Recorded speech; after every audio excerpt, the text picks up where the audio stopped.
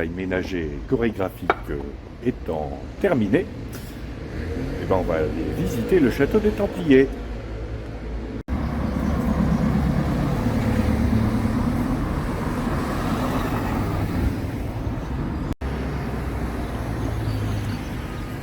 Voilà, ce fameux château des Templiers construit sur la rive gauche du rio Sil. Et la ville de Ponferrada est construite au confluent des rios Sil et Buesa. Alors pourquoi la ville s'appelle Ponferrada? Eh bien en 1082, l'évêque d'Astorga fit construire le Pons Ferratus, qui utilisait énormément le fer exploité dans la région, alors qu'à l'époque, la plupart des ponts étaient construits en pierre ou en bois.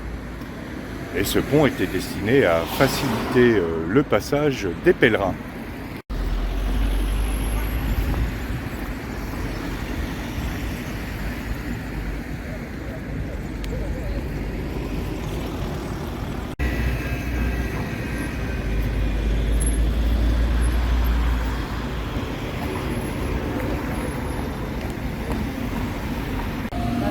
Mais avant de visiter, je vais manger un petit peu et boire un gazpacho bien frais. C'est chaud.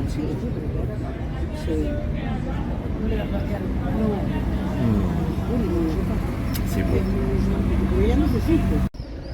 Allez, allons à la recherche du trésor des Templiers.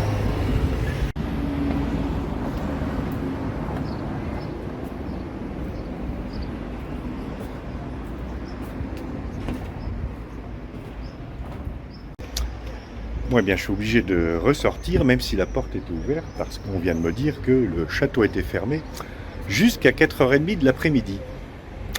Dit autrement, les Templiers sont en train de faire la sieste. Mais, comme j'ai repéré un petit sentier au pied des remparts, eh ben, je vais y aller, en espérant ne pas me ramasser de l'huile bouillante ou des rochers sur le coin de la figure.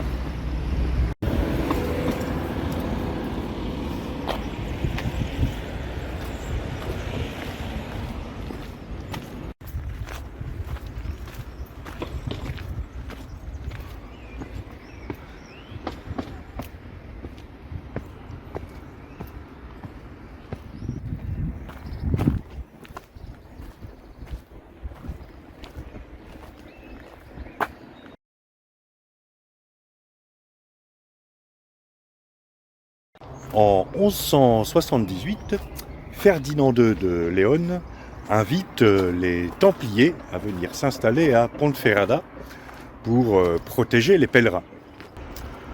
Le château dont je longe les murailles sera construit entre 1218 et 1282, 60 ans de construction au cours desquels différents bâtiments viendront s'ajouter aux murailles originelles. À la dissolution des Templiers en 1312, le château passera aux mains du comte de Lemos jusqu'au XIVe siècle, où les rois catholiques d'Espagne revendiqueront sa possession. Bien aidé, il est vrai, par un conflit entre le comte de Lemos et son propre fils. Ah, on aime bien se crêper le chignon hein, dans les familles nobles. Le château est situé sur la rive gauche du fleuve et la ville de Ponferrada, en tout cas la ville moderne, celle où je loge, s'est développée sur la rive droite. N'empêche que si je devais attaquer le château, ce serait d'abord de ce côté-là. Pourquoi, me demanderez-vous? Parce que ici ou d'un autre côté, on risque de se ramasser un projectile quelconque sur le coin de la figure, sans compter les flèches. Et bien tout simplement parce que en face de ces remparts, il y a un bar. Là. Et que attendre qu'il fasse moins chaud pour attaquer, c'est quand même plus agréable au bar que en pleine campagne sous une tente surchauffée. Donc je pense que je vais différer mon attaque. Elle est boire un petit coup. La Convention de Genève interdisant aux belligérants de se taper dessus quand ils sont au bar, je suis tranquille. Et puis de toute façon, ils sont tous en train de faire la sieste. On est en Espagne. Et vous remarquerez que c'est du coca, pas de la bière.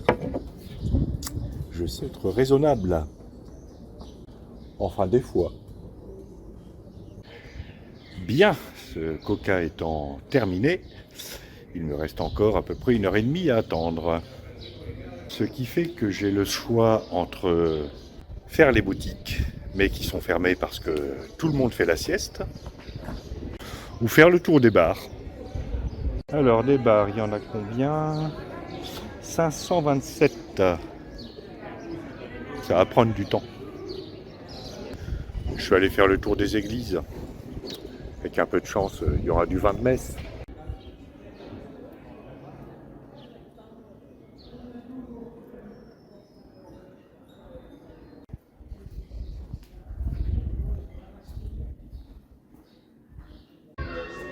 Alors là, c'est l'ancien palais avec la prison qui date du XVIe siècle.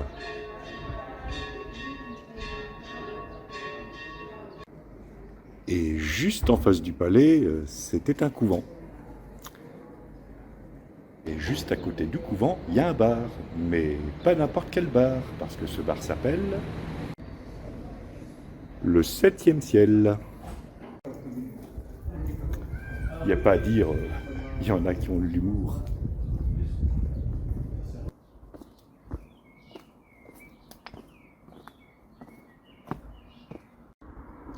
Si ça se trouve, il est là, le trésor des Templiers.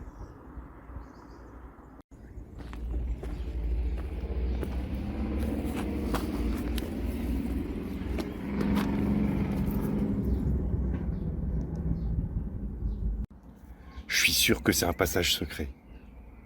Oh, j'aurais dû emmener une pioche. Allez, c'est parti. Enfin.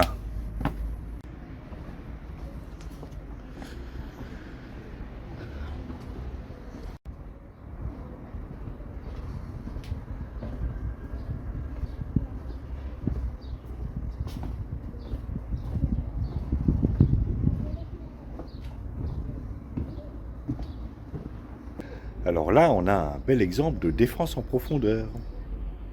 Parce qu'il faut d'abord que les assaillants passent cette première muraille. Et une fois qu'ils sont bien coincés entre les deux murailles, et ben ceux qui sont là-haut s'en donnent à cœur joie. C'est pour ça qu'il n'y a pas besoin de beaucoup de troupes pour défendre un château. Alors ce qui me fascine dans ce château, c'est que le travail de taille de la pierre a été réduit à sa plus simple expression par rapport à des châteaux philippiens du type Guédelon, celui qui est en construction. Parce que là, en fait, on n'a pas des pierres de parement taillées, mais juste des galets.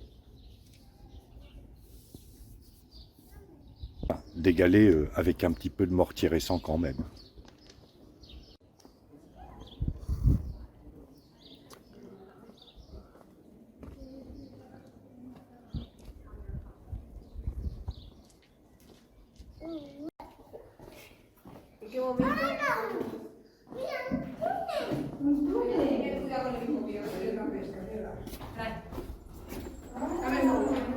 Alors, quelques mots de vocabulaire.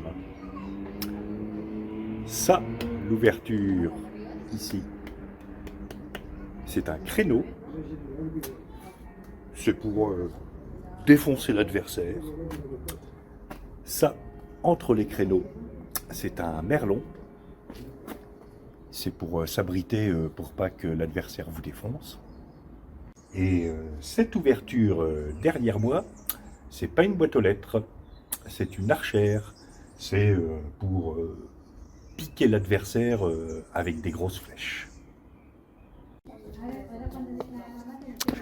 Et là, ça devait être le puits du château.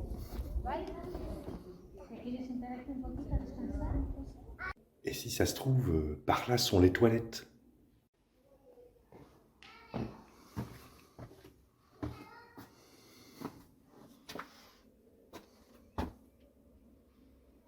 Moi je dis, ce sont les toilettes. Et c'est normal qu'il y ait des toilettes. Contrairement aux films de KPDP où les héros n'ont jamais besoin d'aller aux toilettes, dans la vie réelle, les héros devaient quelquefois aller aux toilettes. Et ouais, encore un mythe qui s'effondre.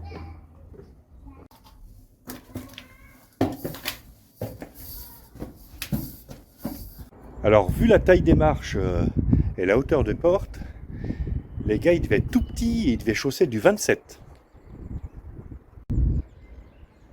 Mais ils avaient une super vue.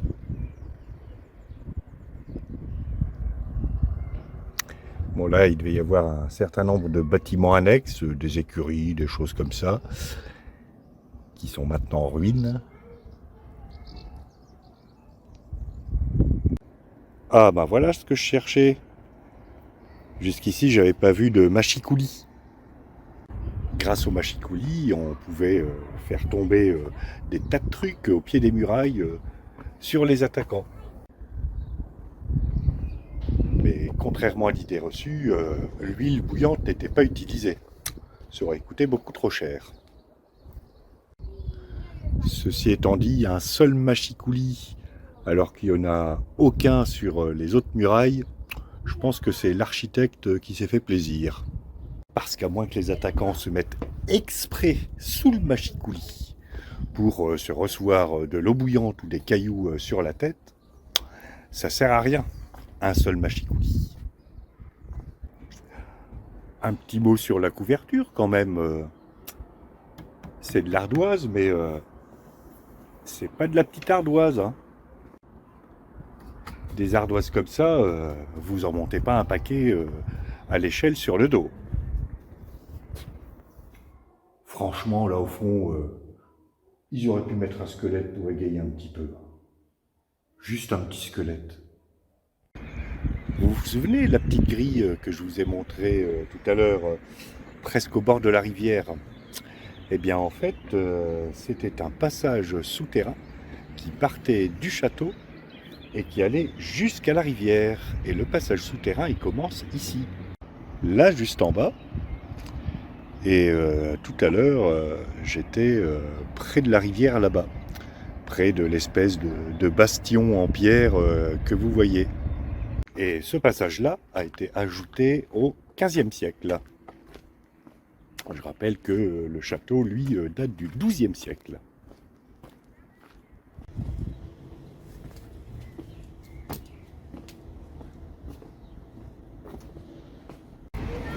Voilà pour cette petite visite du château des Templiers de Ponferrada. Maintenant, je vais retourner dans mon hébergement et puis commencer à me préparer pour demain. Parce que demain, je reprends la route.